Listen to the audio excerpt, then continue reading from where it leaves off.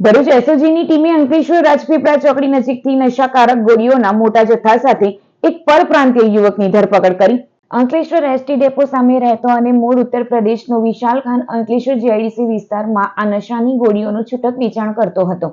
તે પૂર્વે જ એસઓજીની ટીમે તેને રાજપીપળા ચોકડી પાસેથી આંતરી લીધો હતો. ભરૂચ સ્પેશિયલ ઓપરેશન ગ્રુપના સુરેશ વણજારાને મળેલી બાતમીના આધારે પીઆઈ એવી પાણમિયા KL પટનીએ ટીમ સાથે વોચ ગોઠવી હતી. આરોપી એક્ટિવા પર આવતા જ તેને કોર્ડન કરી ઝડપી લેવાયો હતો. આરોપી પાસે 1.86 લાખની 600 નશાકારક ગોળીઓ મળી આવી હતી. એક્ટિવા, મોપેડ, મોબાઈલ અને વિમલ મુનક્કાવટીના 40 પેકેટ મળી કુલ 2.66 લાખનો મુદ્દામાલ કબજે કરાયો હતો.